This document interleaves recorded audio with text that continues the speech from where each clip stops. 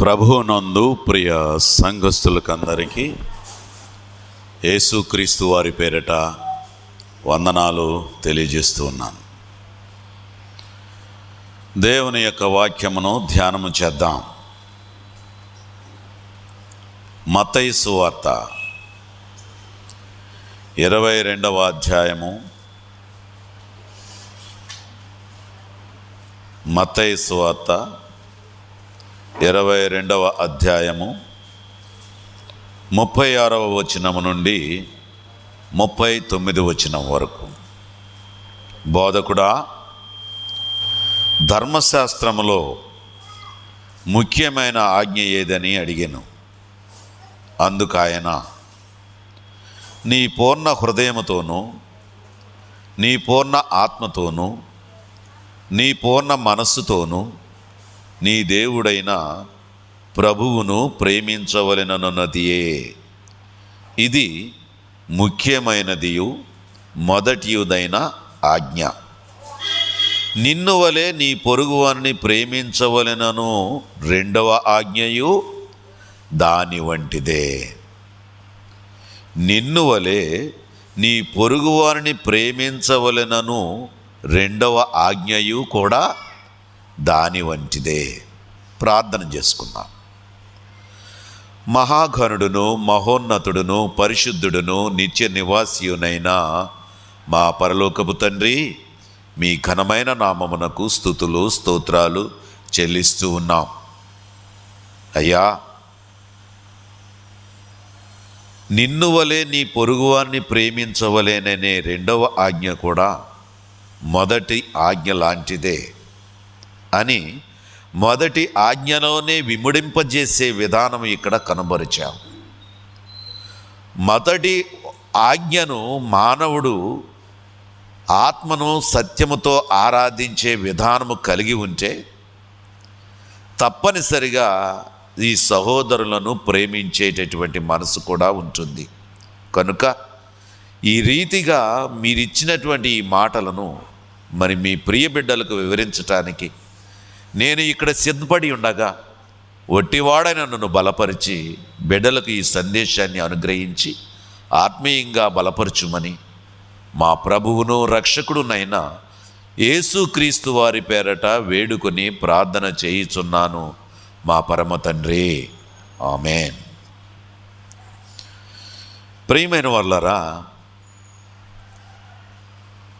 ఇక్కడ ప్రభు అయిన యేసుక్రీస్తు వారిని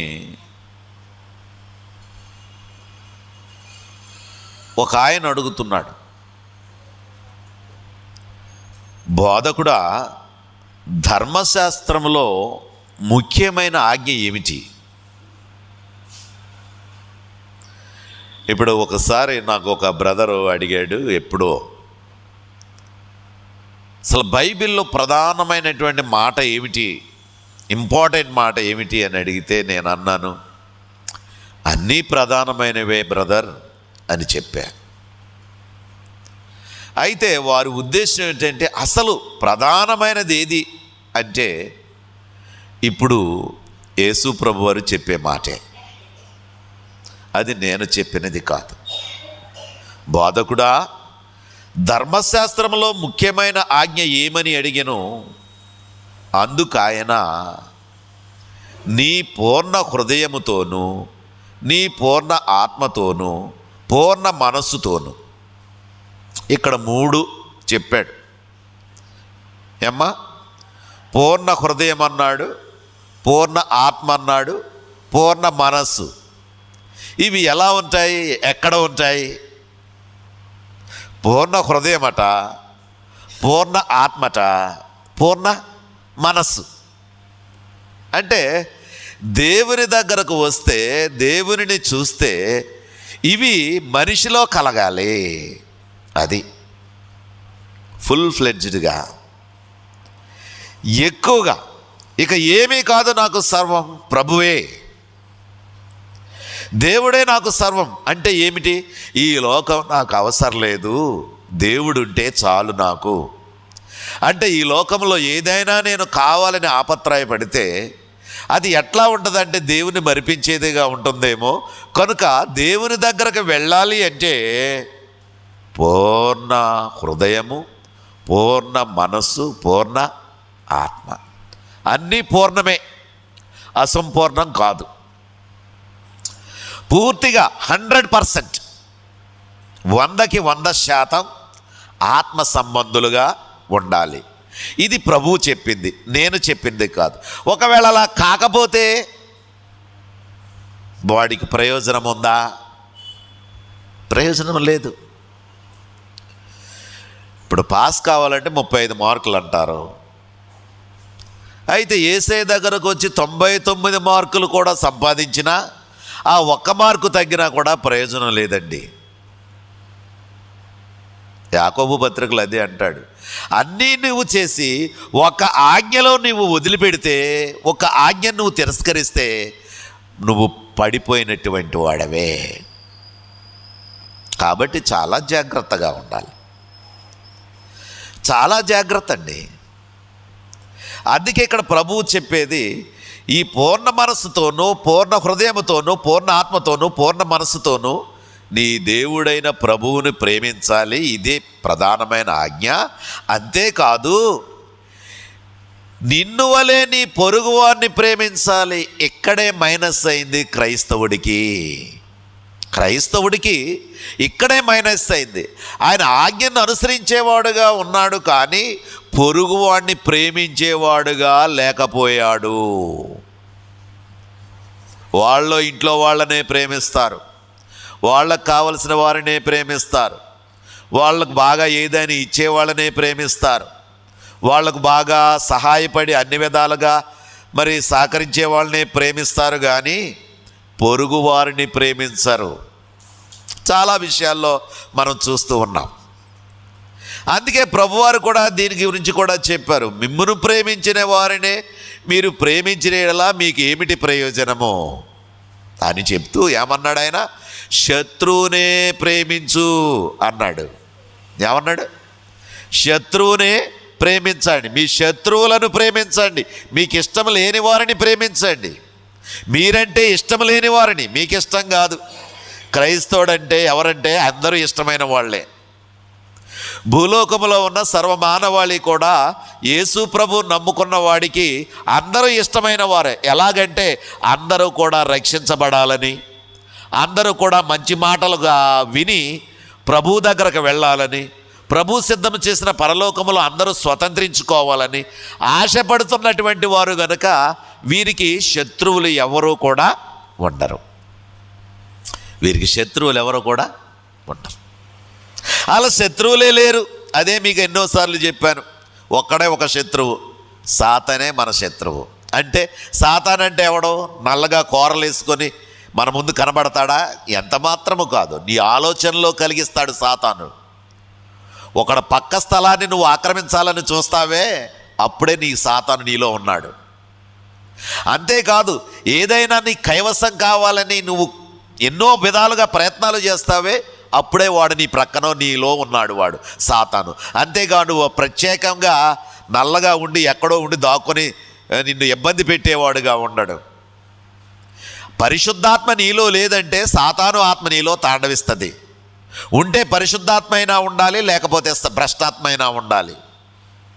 కాబట్టి ఇక్కడ ఏమంటున్నాడంటే పూర్ణ హృదయము, పూర్ణ మనసు, పూర్ణ ఆత్మ, ఈ మూడిటిని కూడా మనము పొంది ఉండాలి. పొంది ఉండినప్పుడు ఆత్మ సంబంధులుగా మనం బలంగా ఉండగలం. కాబట్టి ఇక్కడ మరి రెండవ మాట ఏమన్నాడు?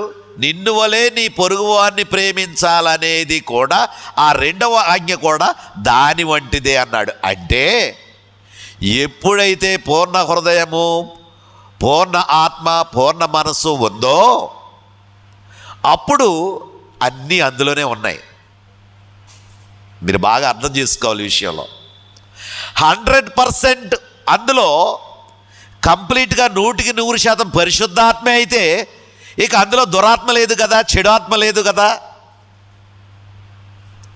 చెడు ఆత్మ లేనప్పుడు అది ఇక పరిశుద్ధాత్మే. ఏది చేసినది ఆత్మ సంబంధంగా. అందుకే ప్రతి ఒక్కరిని ప్రేమిస్తాం, ప్రతి ఒక్కరిని నమ్ముతాం, అంతే. ఇంక అందులో అనుమానం లేదు. ఏంటయ్యా అతను అలా మోసపోయాడు అంటే అతను ఎవరండి? క్రైస్తవుడండి. ఏంటైనా అలా మోసం చేశాడు అంటే క్రైస్తవుడు కూడా మోసం చేస్తాడు. వాడెవడు? ఆత్మ లేనివాడు. క్రైస్తవుడు కూడా మోసం చేస్తాడు. మరి మోసం చేసిన వాడెవడు? యేసు ప్రభువును నమ్ముకున్న, యేసు క్రీస్తు ప్రభువును అమ్ముకున్నవాడు మాత్రమే మోసం చేస్తాడు. ఇస్కరియోతు యోధ 30 వెండి నాణాలకి అమ్మేసుకున్నాడు కాబట్టి మోసం చేశాడు. అయితే ఈ మోసగాళ్ళు దేవుని ప్రేమిస్తారు కానీ పొరుగువారిని ప్రేమించరు. దేవుని ప్రేమిస్తామని ఎలా చెప్తూ ఉంటామండి? కానుకలు ఇస్తారు, పాటలు పాడతారు, ప్రభు కార్యాల్లో ఉంటారు, కానీ అతనంటే నాకు ఇష్టం లేదు, అతని మాట ఎత్తకండి. ఎవరొచ్చినా పర్వాలేదు కానీ అతను వస్తే నేను రాను, అతనికి నాకు పడదు, వీడు క్రైస్తవుడు కాడు. అది ఈ షేడ్స్ ఎప్పుడైతే మనిషిలో ఉన్నాయో అతను క్రైస్తవుడు కాడు. అందుకే యోహాను మొదటి పత్రిక 3వ అధ్యాయం 23వ వచనము చూడండి. యోహాను మొదటి పత్రిక 3వ అధ్యాయము 23వ వచనము. ఆయన ఆజ్ఞ ఏదనగా, ఆయన కుమారుడైన యేసు క్రీస్తు నామమును నమ్ముకొని ఆయన మనం ఇచ్చిన ఆజ్ఞ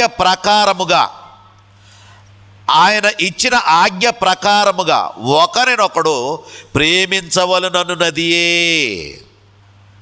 ఎంత స్పష్టంగా చెప్పాడో చూడండి. ఏమిటి అది అంటే, ఆయన కుమారుడు యేసుక్రీస్తును నమ్ముకొని ఆయన ఇచ్చిన ఆజ్ఞ ప్రకారముగా ఒకరినొకడు ప్రేమించవలననున్నదియే. ఇది ఈ ఆజ్ఞను అనుసరించి నడిస్తే ప్రేమించినట్లు, లేకపోతే లేనట్లే. ప్రేమించడం అంటే ఈ ప్రేమ వేరండి, దేవుని ప్రేమ వేరండి. ఈ లోకంలో అనేక ప్రేమలు ఉన్నాయి.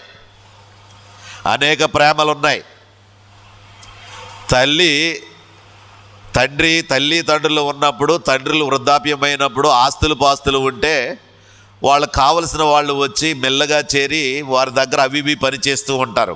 ఆ ప్రేమ ఏ ప్రేమ? ఆస్తి ఉంది కాబట్టి ఏదో ఒకటి కొంతైనా ఏదైనా ఇవ్వకపోతాడా, ఏదైనా చూపించకపోతాడా అని చేసిన తర్వాత చేసి చూస్తున్నప్పుడు అతను ఏమి ఇవ్వకపోతే ఏమంటాడంటే, పిల్లికి బిచ్చం కూడా వేయడని చెప్పేసి అసహ్యపడుతూ వెళ్ళిపోద్ది. అంటే ఏంటి? ఆ ప్రేమ పోయింది. ఇస్తాడని అనుకున్నాడు కానీ ఇవ్వలేదు కాబట్టి ఆ ప్రేమ నిలిచి ఉండలేదు. ఇక అనేక రకాలైన ప్రేమలు ఉన్నాయి. యవనస్తులు ఉన్నారంటే వాళ్ళని చూసి ప్రేమించేటటువంటి విధానం ఉంటుంది. అనేక రకాలుగా ఆ ప్రేమ ఏంటంటే చాలా భయంకరమైనటువంటి ప్రేమ. ఆ సౌందర్యాన్ని చూసి ప్రేమించే ప్రేమ, ఆ టీనేజ్లో ఉండే ప్రేమ, తర్వాత వాళ్ళు పడినటువంటి కష్టాలు, రకరకాల ఇబ్బందులు, ఈ ప్రేమ కూడా నిలిచేది కాదు.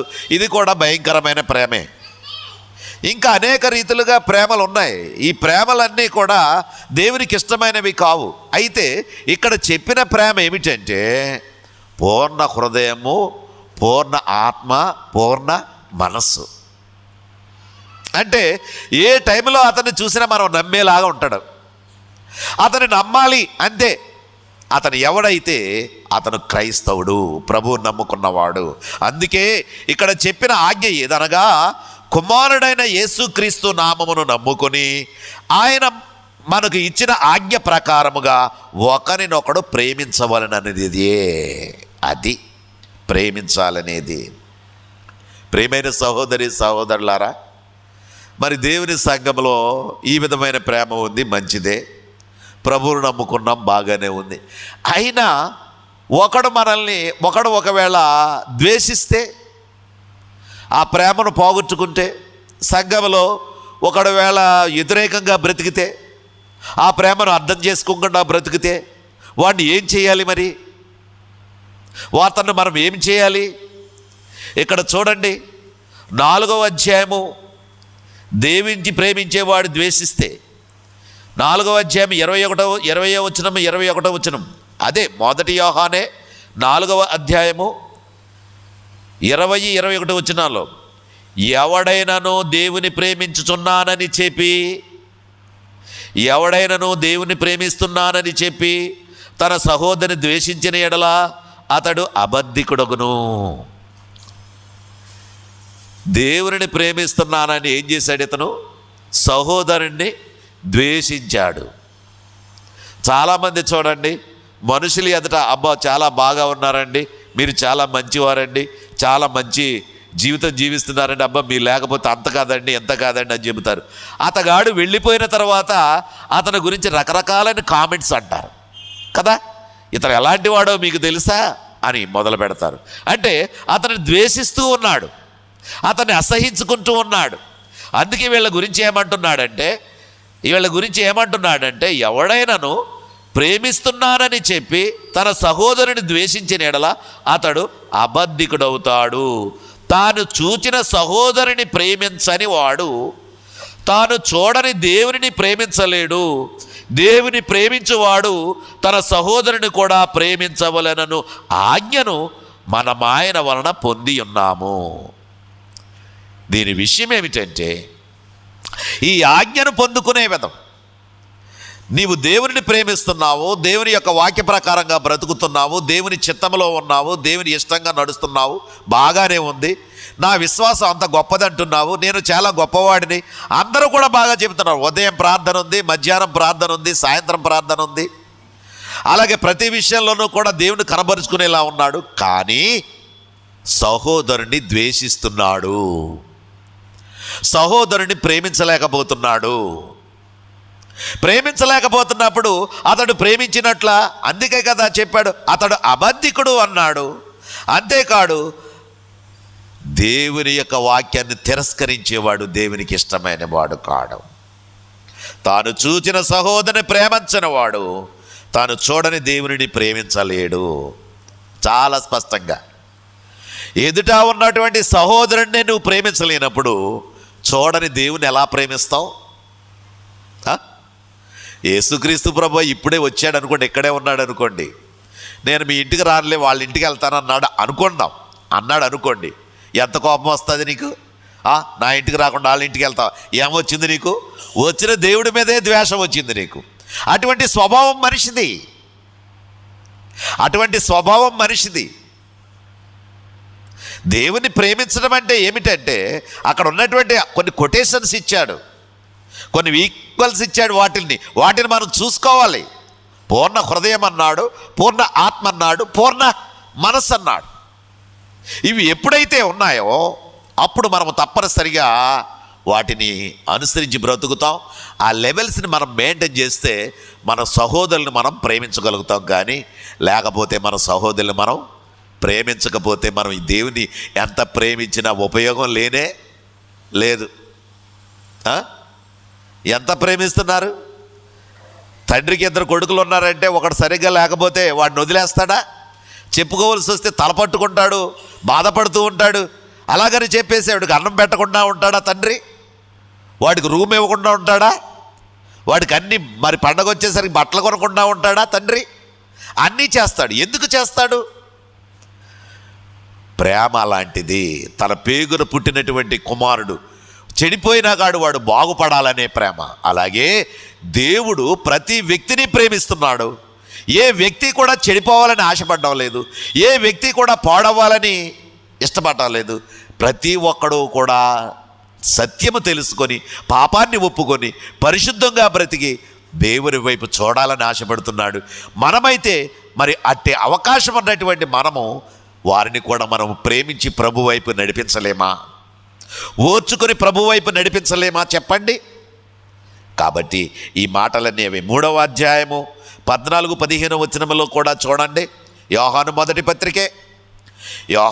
పత్రికే 3వ అధ్యాయము 14-15 వచనాలలో చూస్తే, మనము సహోదరులను ప్రేమించుచున్నాము గనుక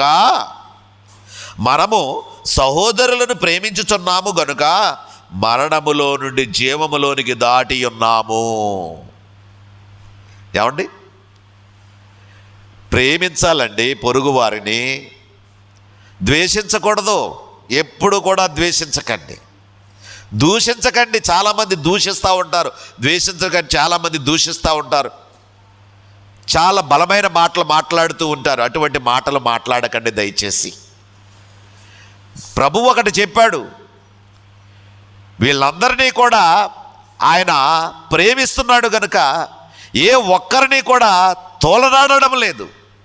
ప్రాణం పెట్టినటువంటి ప్రభు వారు మీరు నా ఆలయమై ఉన్నారన్నాడు. ఆయన ఆలయం ఇప్పుడు ఉన్నటువంటి గుడి కాదు ఆలయం చెప్పుకోవాల్సి వస్తే, ప్రతి వ్యక్తి ఒక ఆలయమే. ఆ ఆలయంలో దీపం ఉంది, ఆత్మ ఉంది. ఆ దీపము రక్షకుడిని తెలుసుకోవాలి. రక్షకుడిని తెలుసుకుని ప్రభు దగ్గరకు వచ్చి నేను పాపిని అని ఒప్పుకుంటే ఆయన ఆలయంలో ప్రవేశిస్తాడు. అందుకే ఏ ఆలయమును పాడు చేయకూడదు, మనం ఏ వ్యక్తిని కూడా దూషించకూడదు. అందుకే సహోదరుల్ని ప్రేమించేటటువంటి విధానం ఉంటే మనం ఎంతైనా గొప్పవాళ్ళమే. మదర్ తెరిసా మొత్తం అందరినీ ప్రేమించింది.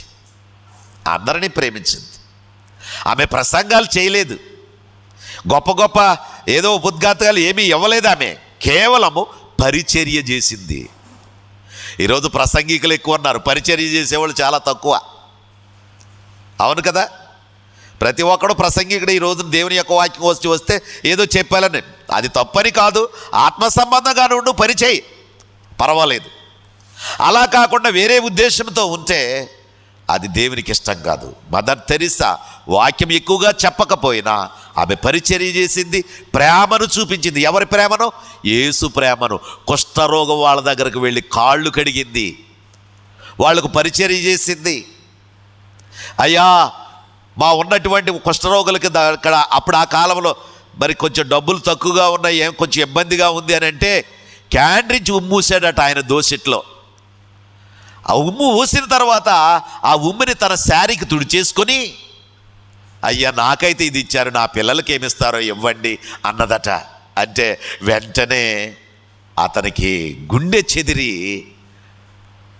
చెక్ రాసిచ్చాడట. ప్రేమ ఎంత గొప్పదో చూసారా?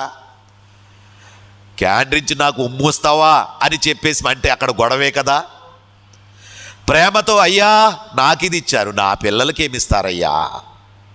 అవునయ్యా, యేసు ప్రేమ అలాంటిది. యేసు ప్రేమ అంత బలమైనది, ఎంతో మందిని ఆకర్షించుకుంటుంది.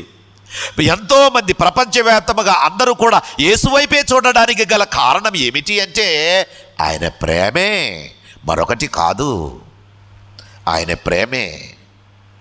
కాబట్టి ఇక్కడ ఉన్నటువంటి మాటలు చూడండి, మనము మన సహోదరులను ప్రేమించుచున్నాము గనుక మరణములో నుండి జీవములోనికి దాటి ఉన్నాము.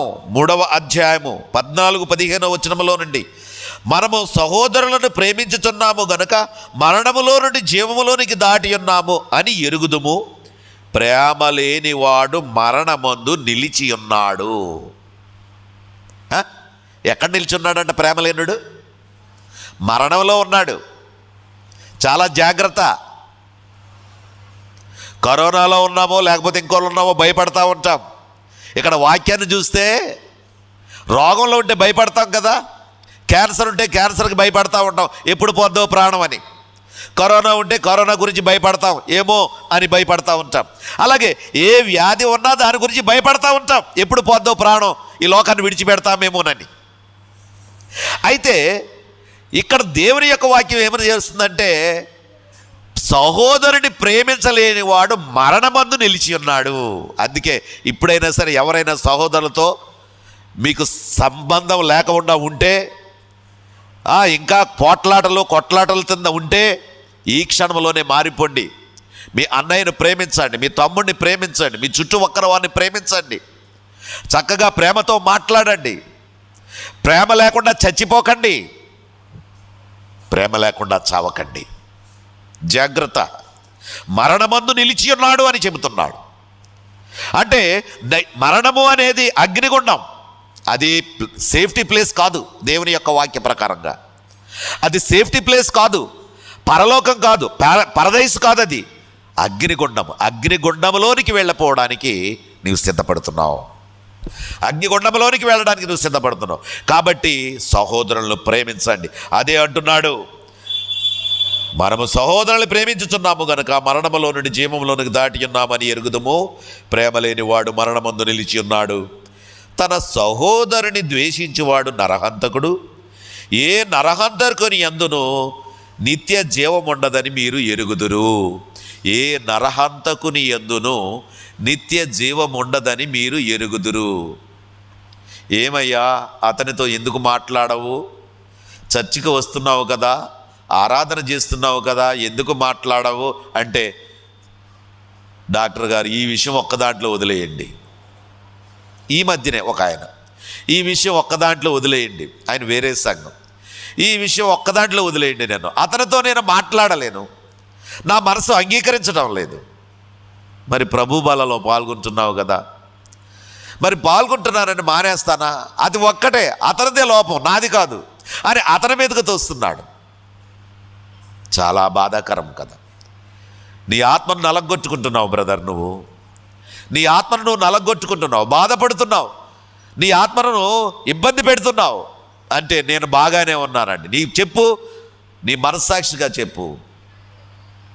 3 రోజుల క్రితం జరిగిన విషయం నీ మనస్సాక్షిగా చెప్పు. కన్నీళ్లు పెట్టుకున్నాడు, కన్నీళ్లు పెట్టుకున్నాడు. ప్రియమైన వారలారా, కన్నీళ్లు పెట్టుకున్నాడు. అవును, అతని మనస్సాక్షి అనేసరికి అతనికి తెలిసింది, నేను బల్ల చేసుకుంటున్నాను కానీ, ప్రభు బల్లలో పాల్గొంటున్నాను కానీ, ఆ గుండె బరువుతోనే పాల్గొంటున్నాను అనేది తెలియడు. చూసారా, లోపల ఉన్నది ఎలా పొంగుకుంటూ వస్తుందో. దేవుని యొక్క వాక్యము అంత స్పష్టమైనది, దేవుని యొక్క వాక్యము అంత స్పష్టమైనది. మనల్ని ఒత్తిడి చేస్తుంది, లోపల ఉన్నదాన్ని బయటికి తోసేస్తుంది. చెడుగుని ఎంత మాత్రం వచ్చదు, లోపలకు వాక్యం వెళుతూ ఉంటుంటే చెడుగుని ఎంత మాత్రం ఉండదు, తోసేస్తూ ఉంటుంది. నిన్ను పరిశుద్ధుల్ని చేయాలని, నిన్ను ప్రభువులో నడిపించాలని. ప్రియమైన సహోదరి సహోదరులారా, ఆలోచించండి. అందుకే ప్రేమ లేనివాడు వ్యర్థుడు, ప్రేమ లేనివాడు వ్యర్థుడు. ప్రేమే, దేవుని ప్రేమ అంత గొప్పది, బలమైనది, బలమైనది. ఒక ఏరియాలో కొన్నాళ్ల క్రితం వారు సరిహద్దుల్లో కొట్టుకున్నారు. ఆ సేవకుడు, అతను సేవకుడి మీదకి వెళ్ళాడు, సేవకుడి మీదకి వెళ్ళి రోషంగా మాట్లాడాడు, అయిపోయింది. ఆయన హాస్పిటల్లో ఉన్నాడు, రాజుల ఎండి హాస్పిటల్లోనే ఉన్నాడు. వెళ్ళిన తర్వాత సేవకుడు వెళ్ళాడు, మళ్ళా నీ ఇష్టం ఏది ఉంటే అలాగే చేసేయమని ఆ సేవకుడు కూడా అన్నాడు. ఇంక అయిపోయింది, అతని ఇష్ట ప్రకారంగా చేశాడు. తర్వాత ఏదో అనారోగ్యం వచ్చింది, అనారోగ్యంలో ఉన్నప్పుడు మరి సేవకుడు కాబట్టి వెళ్ళాడు హాస్పిటల్కి. హాస్పిటల్కి వెళ్ళినప్పుడు అతను కూడా కన్నీళ్లు పెట్టుకున్నాడు. పాస్టర్ గారు, నేను చేసింది అన్యాయమే, నేను చేసింది అన్యాయమే, ఉక్రోషంగా మాట్లాడాను, సరిహద్దుల విషయంలో ఎంతో బాధగా మాట్లాడాను, నేను చాలా ఘోరమైన పాపమే చేశాను. మీరు ఎలాగంటే అలా చేయండి. ఇది ఎక్కడి నుంచి వచ్చింది? ప్రేమ, అంతే, ఇంక వేరే కాదు, ప్రేమ. ఆ ప్రేమతో ప్రభువుని సంపాదించుకున్నాడు. ఆ సేవకుడు కూడా ఏమన్నాడంటే, ఏమొద్దు, మీరు ఎలాగ చేశారు అలాగే చేయండి, నాకేమి, ఇంకా ఏంటి, తబ్బిబ్బైపోయాడు. మరి ఆ సేవకుడు మళ్ళీ ఏమనాలి, అలాగే చేద్దాంలేండి అని చెప్పేసి ఇంటింటికి వచ్చి, ఇదిగో ఇలా ఏడు చేశాడు, ఇలా చేశాడు, ఆడికి ఎలా రోగం వచ్చిందో చూసావా అని చెప్పేసి అన్నాడా? అలా అంటాడు నిజమైన సేవకుడే కాదు. ప్రేమ ఎక్కడికి చెప్పుకోలేదు, వెళ్ళాడు, అతని కోసం ప్రార్థన చేశాడు, అతను చెప్పిన మాట విన్నాడు, అతను చెప్పిన మాట కూడా విని మీ ప్రకారమే చేయండి, నాకేమీ వద్దు అన్నాడు. నిజమైన సేవకుడు, నిజమైన సేవకుడు. ప్రేమ ఎలాగ సంపాదించేసారు వ్యక్తిని. కాబట్టి సహోదరుల్ని ప్రేమించండి, సహోదరుల్ని ద్వేషించకండి. వారు కోపంతో ఉన్నా, వారు ద్వేషిస్తూ ఉన్నా మీరు ప్రేమించండి. ఎందుకంటే మీరు క్రైస్తవులు కదా, ప్రభువుని నమ్ముకున్నారు కదా, మీరు ప్రేమించాలి. ప్రేమించడమే మన పని. అసలు ద్వేషం అనేదే మన డిక్షనరీలో లేదు, ఇది మాత్రం మర్చిపోకండి. కాబట్టి ఇక్కడ తన సహోదరుని ద్వేషించేవాడు నరహంతకుడు, ఏ నరహంతకుని యందును నిత్య జీవం ఉండదని మీరు ఎరుగుదురు. నరహంతకుని యందు నిత్య జీవం ఉండదు. కయీను ఎవరిని చంపేశాడు? తమ్ముడిని చంపేశాడు, హేబేల్ని. ఎవరు వీళ్ళు? అన్నదమ్ములే కదా. అన్నగారు తమ్ముడిని చంపేశాడు. తమ్ముడిని చంపేసిన తర్వాత దేవుడు అడిగాడు, నీ తమ్ముడేడు అని అడిగాడు. నా తమ్ముడి దగ్గర కాపలా పెట్టావా అన్నాడు. అంటే ఏంటంటే, ముందు ఎవడైనా సరే బుకాయిస్తాడు. నువ్వు చూడొచ్చావా అంటాడు, నువ్వు కాపలా పెట్టావా అంటాడు, నన్ను అడుగుతున్నావేంటి అంటాడు, అంటాడు తప్పు చేసిన వాడు. అయితే నీ తమ్ముని రక్తం యొక్క స్వరం నేలలోంచి మొరపెడుతుంది అని చెప్పిన తర్వాత వాడిని ఏం చేశాడు? శపించాడు. నా దోష శిక్ష భరించలేనంత గొప్పది. అయ్యో, నీ సన్నిధిలో నుంచి నన్ను వెళ్ళగొట్టితివి, నా దోష శిక్ష భరించలేనంత గొప్పది. ప్రియమైన వారలారా, సహోదరులను నిష్ఠూర పెట్టకండి, రక్త సంబంధికులని ఏడిపించకండి. రక్త సంబంధులు మనకు కావలసిన వారండి, మనతో రక్తం పంచుకుని వచ్చిన వాళ్ళండి. ఆస్తి పంపకాల్లోనూ వాటిలోనూ వీటిల్లోనూ వాళ్ళని దూరం చేసుకుంటున్నారు చాలామంది. ఆ కుటుంబాలు అలాగే ఉంటున్నాయి. చివరికి క్రైస్తవుల కుటుంబాల్లో కూడా అది. దేవుని ఎరగని కుటుంబాలంటే అది వేరు, వాళ్ళ ఆస్తుల కోసం బ్రతుకుతారు. కాబట్టి యేసు ప్రభుని తెలుసుకున్న తర్వాత, యేసుక్రీస్తు ప్రభు పరలోకం ఇస్తాడని తెలుసుకున్న తర్వాత, ఆ నిత్యజీవం పొందుకున్నామని మనం సంతోషపడుతున్న సమయంలో కూడా చెల్లెళ్ళకి ఇవ్వాల్సింది ఇస్తే బాధపడకండి, అక్కలకి ఇవ్వాల్సింది ఇస్తే బాధపడకండి. వాళ్ళు ఎప్పుడు కూడా మనం నమ్ముకుని ఉన్నవారు. నీ దగ్గరకు నీ అన్నగారికి చిన్న తేడా వస్తే చెల్లి అక్కడ విలవిల్లాడిపోతుంది. విలవిల్లాడిపోతే నా అన్నను ఎప్పుడు చూడాలి, నా అన్న దగ్గరికి వెళ్ళాలని ఆశపడుతుంది కదా. అక్కగారు ఆ రక్త సంబంధం అలాంటి రక్త సంబంధాలకు మీలో నుంచి ఏమైనా ఇస్తే మీకు తరుగుతుందా చెప్పండి? తరుగుతుందా? దీని ద్వారానే ప్రేమలు పోగొట్టుకుంటున్నాము, వీటి ద్వారానే ప్రేమలు పోగొట్టుకుంటున్నాం. కాబట్టి ప్రేమ, యేసు ప్రేమ మనలో ఉంటే మనం అందరము కూడా ప్రేమించే వారంగా ఉంటాము, మన పిల్లలు కూడా అలా ప్రేమించేవారుగా ఉంటారు. ఆ ప్రేమతో మనము ప్రభువు దగ్గరకు వెళ్ళేటటువంటి వారంగా ఉంటాం. ఇవి సంఘంలో ఎన్నో సమస్యలు, అనేక విధాలుగా ఉన్నటువంటి విషయాలను నేను చూస్తూ ఉన్నాను, బాధపడుతూ ఉన్నాను. వాటి నుండి తప్పించుకోండి, వాటి నుంచి బయటపడండి. ఏ సమయానికి ఏమి జరుగుతుందో మనకు తెలియదు, కాబట్టి వాటి నుంచి బయటపడడానికి ప్రయత్నించండి. అందుకే వాటికి ప్రభువుతో కూడా చెప్పారు. ప్రభువు చెప్పిన మాట కూడా ఒకసారి చూద్దామా? ప్రభువారు చెప్పింది ఏమిటంటే, మత్తయి సువార్త 5వ అధ్యాయంలో, మీకు తెలిసిన వచనాలే. మత్తయి సువార్త 5వ అధ్యాయంలో ప్రభువారు చెప్పినది ఏమిటి? 22 నుంచి 24 వచనాలలో, నేను మీతో చెప్పినదేమనగా, యేసు ప్రభువారు చెప్పిన మాట, నేను మీతో చెప్పినదేమనగా, తన సహోదరుని మీద కోపపడి ప్రతివాడు విమర్శకు లోనగును, ద్రోహి అని చెప్పివాడు నరకాగ్నికి లోనగును. కాబట్టి నీవు బలిపీఠం వద్ద అర్పణమును అర్పించుచూ ఉండగా నీ మీద నీ సహోదరునికి విరోధమేమైనను అక్కడ కలదని అక్కడ నీకు జ్ఞాపకము వచ్చిన ఎడల అక్కడ నీ బలిపీఠం ఎదుటనే నీ అర్పణమును విడిచిపెట్టి మొదట వెళ్ళి నీ సహోదరునితో సమాధానపడము, అటు పిమ్మట వచ్చి నీ అర్పణను అర్పింపుము. యేసుప్రభు వారు ఏమంటున్నారు ఇక్కడ? అర్థమైందా? నేను మీతో చెప్పేది ఏమిటంటే, మీ సహోదరుని మీద నువ్వు కోపపడినా తిట్టొద్దు. ఇంకొకటి కాదు, కేవలం కోపం. కేవలం కోపం. కోపం వచ్చినప్పుడే కదా కొరకొరా చూస్తావు. ఆ చూపు ఎలా ఉంటుంది? నీలో బీపీ పెరుగుతుంది, హార్ట్ బీటింగ్ పెరుగుతుంది, అన్నీ పెరిగిపోతాయి, రోగం వస్తుంది. పైగా నీ అన్నగారు బాగానే ఉంటాడు, ఈ తమ్ముడు అనేవాడు కోపం వచ్చిందనుకో, అన్నగారి మీద బాగా పనులు పటపట నూరాడనుకో, ఆ అన్నగారికి ఏం తెలుస్తాడు? పాప ఏదో ఉంటాడు, ఆడు బాగా ఏమీ తెలియకుండా ఉంటాడు. ఈ నూరినోడికి వచ్చేస్తుంది బీపీ, షుగర్ అన్నీ వచ్చేస్తాయి. ఎందుకో తెలుసా? నువ్వు సహోదరుని మీద కోపంగా ఉంటే, నీ సహోదరుడు కనబడితే నీకు ఇబ్బందిగా ఉంటే అది నువ్వు తగ్గించుకో. అందుకే నీ సహోదరుని మీద కోపపడి ప్రతివాడు ఏమవుతాడన్నాడు? విమర్శకు లోనవుతాడు.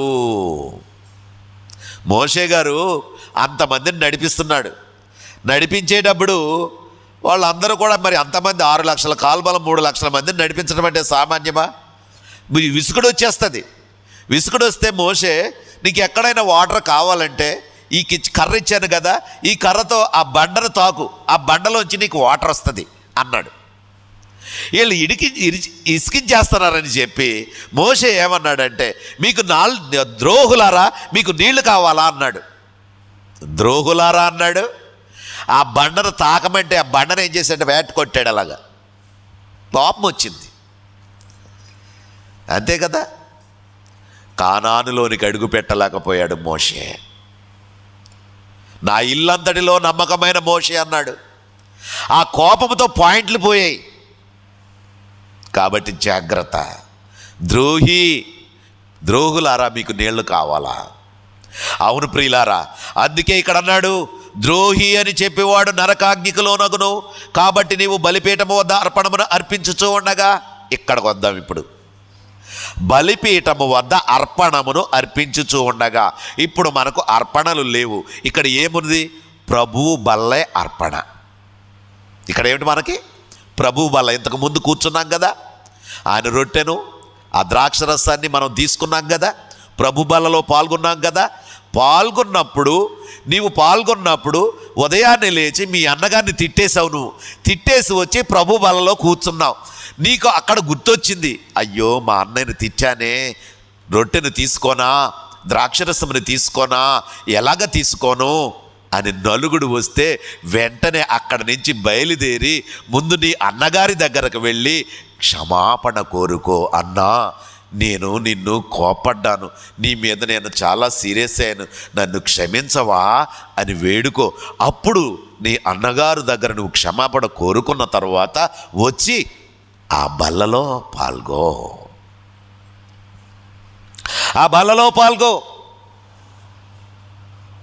అత్తగారు కోడలు ఇద్దరు కూడా ప్రభు బల్లలో పాల్గొంటారు. అత్తగారు కోడలు కూడా ప్రభు బల్లలో పాల్గొంటారు. ఆ అత్తగారి కోడలికి ఇంటి దగ్గర మాటలు ఉండవు. ఇక్కడ ప్రభు బల్లలో పాల్గొంటారు, ప్రభు సన్నిధిలో పాటలు పాడతారు, అంతా బాగా ఉంటుంది. ఇంటి దగ్గర మాటలాడుకోరు అత్తాకోడళ్ళు. అత్తాకోడళ్ళు మాట్లాడుకోవడం లేదంటే ఏంటి అక్కడ అర్థం? సమాధానం లేదనే కదా.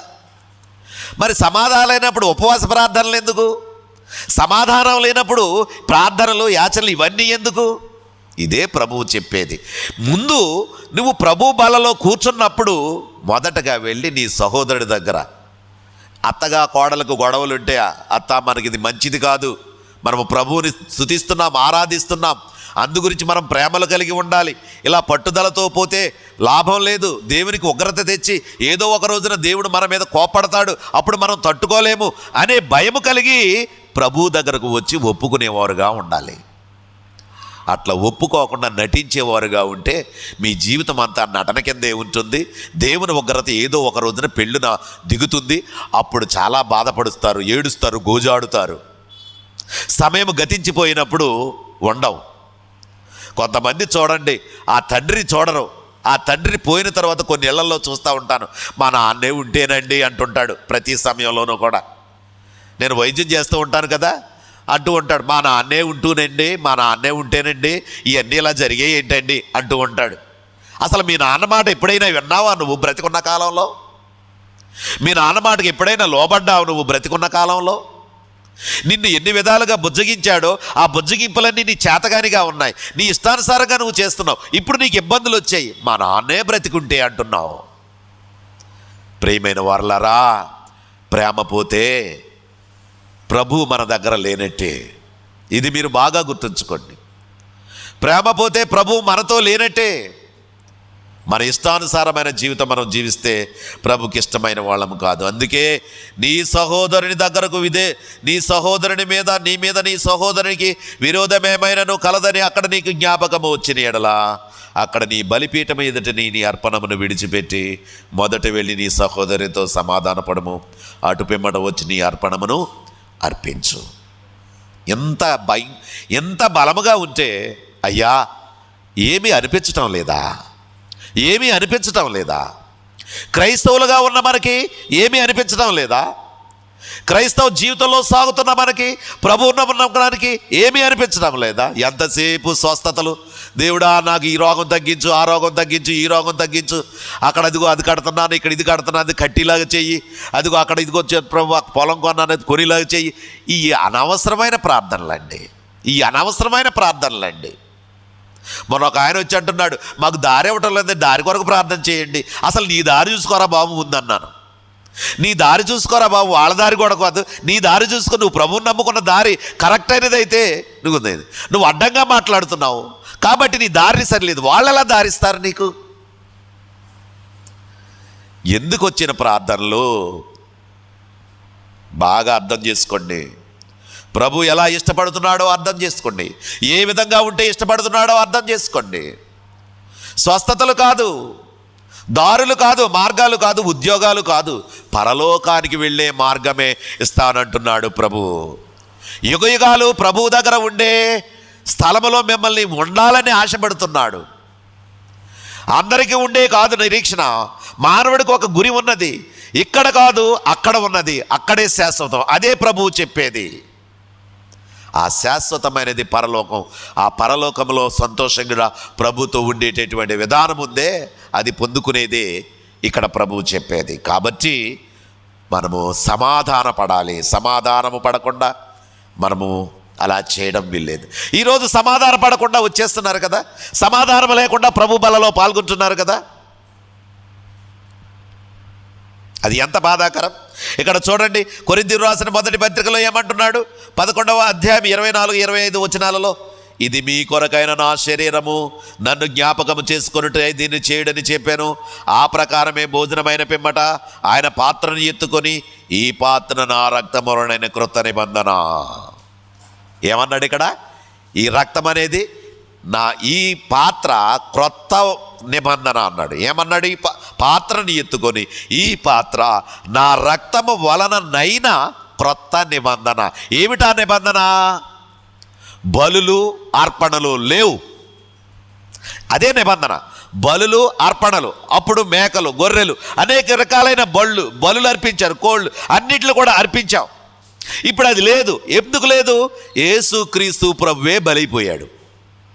అందుచేత ఆయన నిబంధన చేస్తున్నాడు. ఏమిటా నిబంధన అంటే, మీరు కూడుకున్నప్పుడల్లా నా రొట్టెను నా ద్రాక్షరసాన్ని, అంటే మీ మధ్య పెట్టుకొని, నేను మీ మధ్య ఉన్నట్టుగా ఎంచుకొని, మీ కొరకే నేను ప్రాణం పెట్టానని, మీ కొరకే చనిపోయానని, మీ కొరకే తిరిగి లేచానని, పరలోకంలో ఉన్నానని మీరు విశ్వసించి అక్కడికి రావాలని మీరు ప్రతి సమయంలోనూ కూడుకున్నప్పుడల్లా ఆ రొట్టెను ద్రాక్షరసాన్ని తీసుకొని మీరు జాగ్రత్తగా బ్రతుకుతూ, నేను పరిశుద్ధంగా ఉన్నాను, నేను సంతోషంగా ఉన్నాను, నా సహోదరులు నేను ప్రేమిస్తున్నాను, నా సంఘములో అందరినీ నేను ప్రేమిస్తున్నాను, ఎవరి ఎడలా నాకు ద్వేషం లేదు, ఎవరి ఎడలా నాకు కోపం లేదు, ఎవరి మీద నాకు ప్రతీకారం లేదు అని చెప్పి అనుకొని ఆ రొట్టెను ఆ ద్రాక్షరసాన్ని తీసుకొనండి.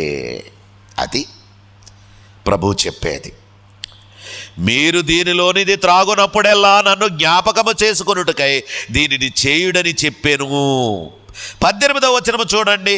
మొదటి సంగతి ఏమనగా, అప్పుడు కూడా పౌలు గారు చెబుతున్నాడు, అసలు ప్రేమలు లేకుండా, సమాధానాలు లేకుండా వచ్చేసి ప్రభు బలలో పాల్గొంటున్నారు. మీరు కొన్ని సంఘాల్లో అయితే పంచిపెట్టేస్తున్నారు, తినేస్తున్నారు, చప్పరించేస్తున్నారు, తాగేస్తున్నారు. అది ఎంత పరిశుద్ధమైనదో అర్థం చేసుకోవడం లేదు. అందుకే పౌలు గారు అంటున్నాడు, మొదటి సంగతి ఏమనగా, మీరు సంఘమునకు కూడి వచ్చినప్పుడు మీలో కక్షలు కలవని వినుచున్నాను. పౌలు గారికి కూడా వినపడ్డాయన్నమాట అప్పుడు కొరింథీ సంఘంలో. మీరు సంఘమునకు ఆరాధనకు వచ్చేటప్పుడు, ప్రభు బల్లకు వచ్చేటప్పుడు మీలో కక్షలు కలవని నేను విన్నాను. వాడంటే వీడికి ఇష్టం లేదు, వీడంటే వాడికి ఇష్టం లేదు. ఈ కక్షలతో వచ్చేస్తున్నారు వీడు ప్రభు బల్లకి.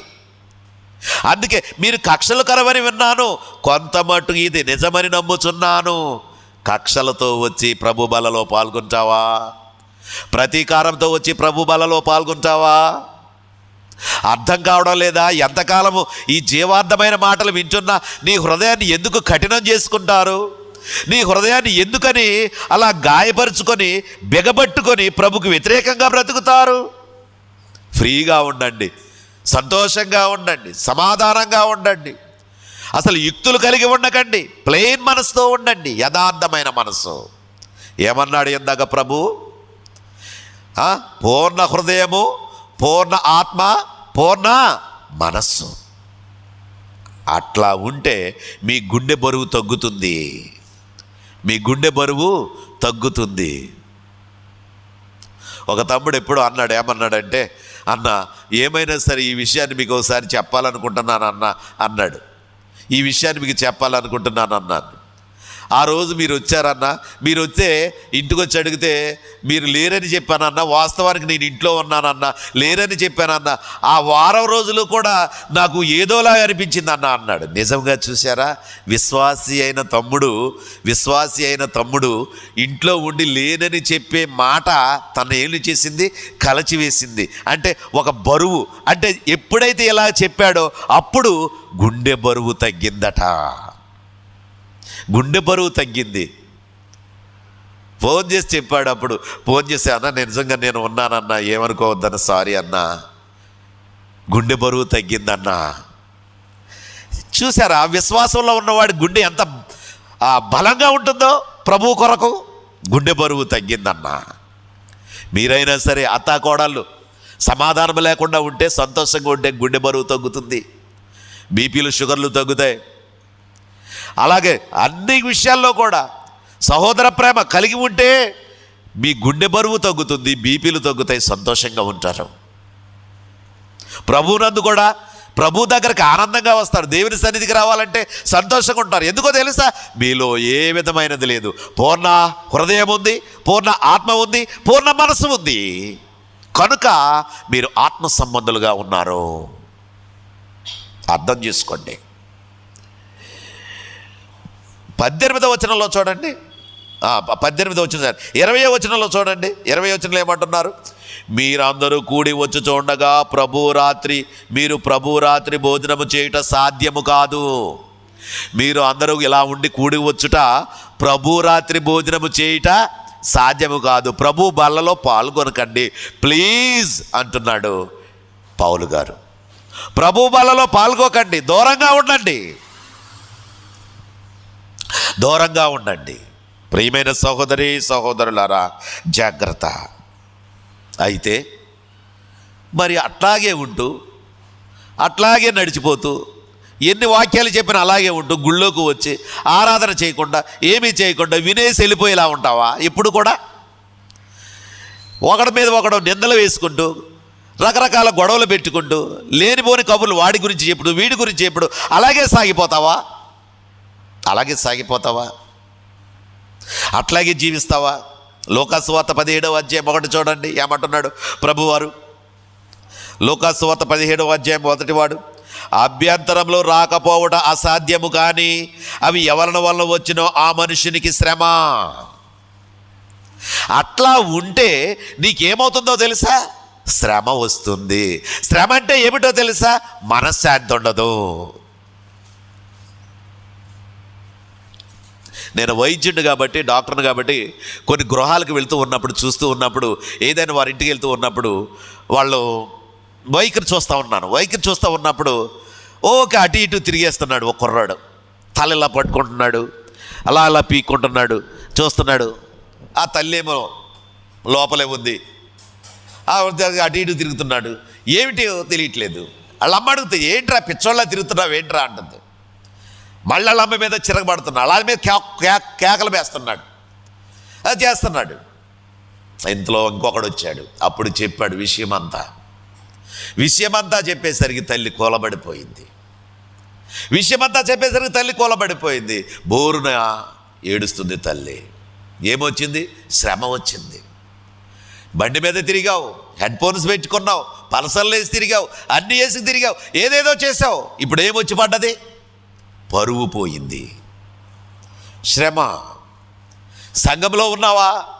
ఏ విధముగా ఉన్నావో చూడు, నువ్వు ఆలోచించుకో.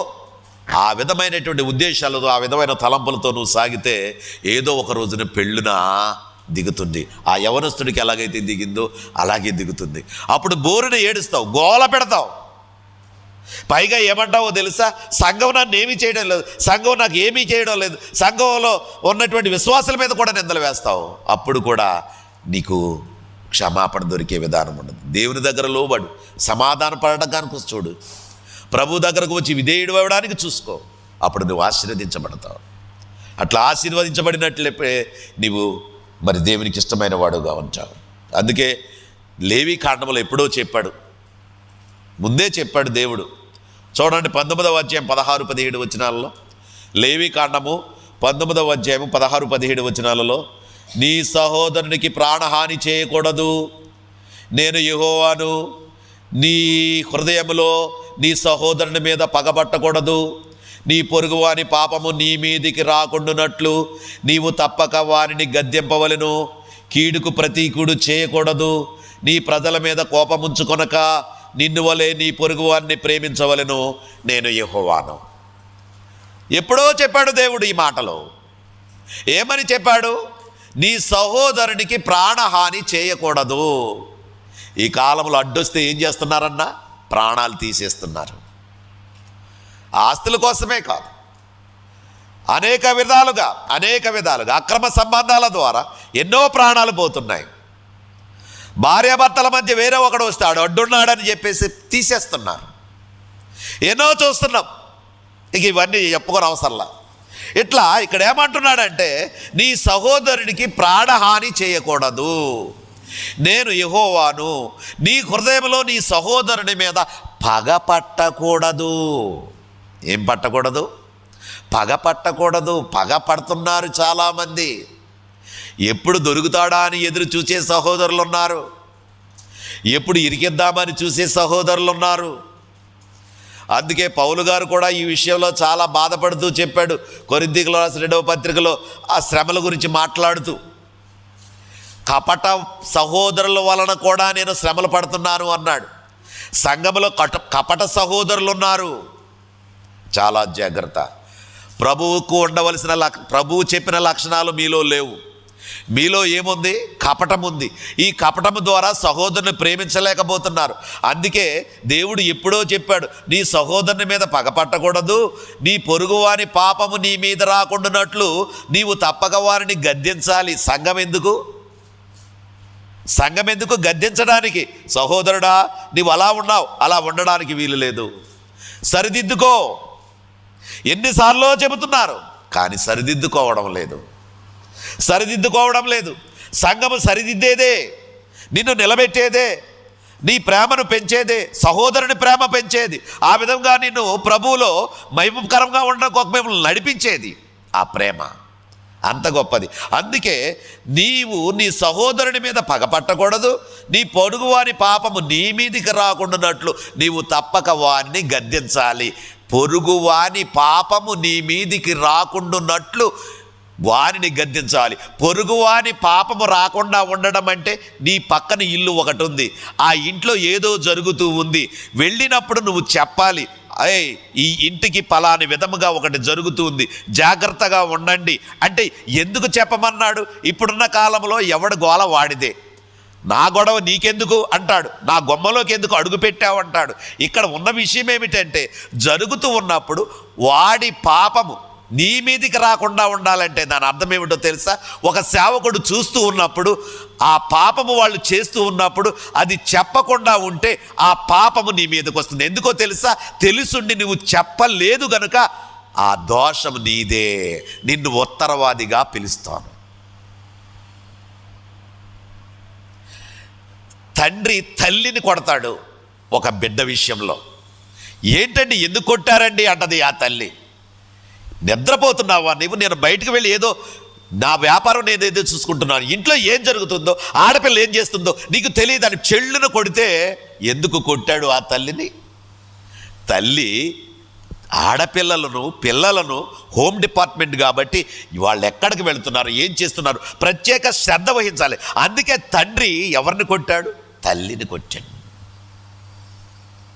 కాబట్టి ఇవన్నీ ఏమిటి అంటే గ్రంథంలో ఉన్న విషయాలు. గద్దించాలి. గద్దించకపోతే ఏమవుతుంది? పాపమే. ఆ శాపము నీ మీదకే, ఆ తీర్పు నీ మీదకే. కాబట్టి అదే, వారిని గద్దింపవలెను, కీడుకు ప్రతి కీడు చేయకూడదు. నీ ప్రజల మీద కోపం ఉంచుకొనక నిన్ను వలె నీ పొరుగు వారిని ప్రేమించాలి. నేను యెహోవాను. కాబట్టి ఆ విధంగా. అయితే సంఘములో తప్పు చేస్తే ఎవడైనా సంఘంలో తప్పు చేశాడు, వాడిని అప్పుడు ఏమి చేయాలి? అదే ప్రభువారు చెప్పారు. మత్తయి సువార్త 18వ అధ్యాయంలో 15 నుండి 17 వచనాల్లో చెప్పిన మాటలు అవే కదా, మనకందరికీ తెలిసినవే కదా. మొదట వెళ్ళి వాడు ఏకాంతముగా ఉన్నప్పుడు నీవు వెళ్ళి, ఇదిగో బ్రదర్, ఇది చేయడం మంచిది కాదు అని చెప్పు. వాడు వినలేదా? రెండవసారి ఇద్దరిని తీసుకొని వెళ్ళు, పీటర్సన్ని యేసుపాదాలని తీసుకొని వెళ్ళి అక్కడ చెప్పు, ఇది జరుగుతుంది, ఇలా జరగడానికి వీలు లేదని చెప్పు. రెండవసారి కూడా వినలేదా? మూడవసారి సంఘానికి చెప్పు, సంఘంలో తెలియచేయి, ఈ విధముగా ఉన్నాడు మనలో ఉన్న సహోదరుడు, ఎన్నిసార్లు చెప్పినా వినడం లేదు అని. అప్పుడు సంఘం ఏ సంఘం అది? క్రీస్తు స్వరక్తమిచ్చి కొనబడిన సంఘం. ఈ సంఘమే చెబుతుంది. అందుకే అక్కడ చూడండి ఆ మాటలను ఏమన్నాడో, నీ సహోదరుని ఎడల తప్పిదము చేసిన ఎడల నీవు పోయి అతడు ఒంటరిగా ఉన్నప్పుడు అతని గద్దించుము. అతడు నీ మాట వినిన ఎడల నీవు అతడిని సంపాదించుకుంటావు. అతడు వినని ఎడల 2-3 సాక్షుల నోట ప్రతి మాట సిద్ధపరచబడినట్లు నీ ఒకరినిద్దరిని వెంటబెట్టుకొని అతని యొద్దకు పొమ్ము. అతడు వారి మాట వినని ఎడల ఆ విషయం సంగతికి తెలియజెప్పము. అతడు సంఘపు మాట వినని ఎడల అతని నీకు అన్యునిగాను సొంకరిగాను ఎంచుకొనుము, ప్రక్కన పెట్టు. ప్రభు బల్లలో పాల్గొనవద్దు, పాటలు పాడవద్దు, వాక్యము చదవవద్దు, దేవుని సంఘములో నువ్వు ఒక స్థలంలో కూర్చొనే ఉండు, కానీ దేవుని పని చేయటానికి నీవు యోగ్యుడవు కావు. ఆగు. అది చాలా స్పష్టంగా చెప్పాడు, యోగ్యుడవు కావు. అందుగురించి ప్రేమ ఎట్లా ఉండాలి అంటే అతను నడిపించేదిగా ఉండాలి, అతను క్రమబద్ధీకరణ చేసేదిగా ఉండాలి, ప్రభువులో ఎదిగేవాడుగా ఉండాలి. అది సంఘానికి సమస్తం ఉంది. ఆ సంఘం ఎలాంటిదై ఉండాలి? కల్మషం లేనిదై ఉండాలి. అంతేగాని గొడవలు దరుపులు ఉండేది కాదు. సెక్రటరీ గారేమో వాడు పాపం చేసిన వాడి వైపు, ట్రెజరర్ గారేమో ఇంకొకటి వైపు, ఇలా వైపు ఉంటే అది జీవం గల సంఘం కాదు. అది పనికి మాలిన సంఘం, భ్రష్ట సంఘం, సాతానుకు అప్పగించిన సంఘం, సరిదిద్దులు ఎద్దకుండా ఆ విధంగా కొనసాగేది ఆ విధమైన సంఘమే. రోమాపత్రిక 13:8 చూద్దాం. రోమాపత్రిక 13:8లో ఒకరినొకడు ప్రేమించుట విషయంలో తప్ప మరేమీ ఎవనికి అచ్చి ఉండవద్దు, పొరుగు వారిని ప్రేమించిన వాడే ధర్మశాస్త్రమును నెరవేర్చినవాడు. పొరుగు వారిని ప్రేమించిన వాడే ధర్మశాస్త్రమును ఏమి చేసిన వాడమ్మా? నెరవేర్చినవాడు. ధర్మశాస్త్రము నెరవేర్చినవాడు, ప్రభువుకి ఇష్టమైన వాడు, పొరుగు వారిని ప్రేమించినవాడు.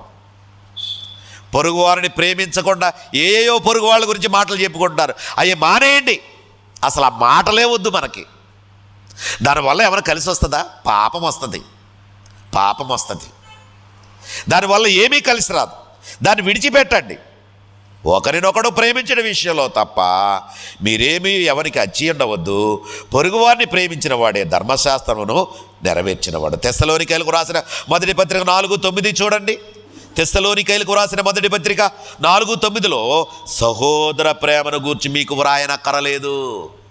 సహోదర ప్రేమను గురించి మీకు చెప్పనవసరం లేదు. అందుకంటే పత్రికలు మీరు చదువుతున్నారు, బైబిల్ మీరు చదువుతున్నారు, యేసు మాటలు అన్నీ మీరు వింటున్నారు. మీకు రాయనవసరం లేదు.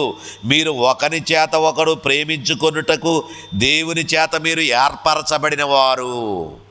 మనమందరం ఎవరమ్మా? ఇప్పుడు దేవుని చేత ఏర్పరచబడిన వారము.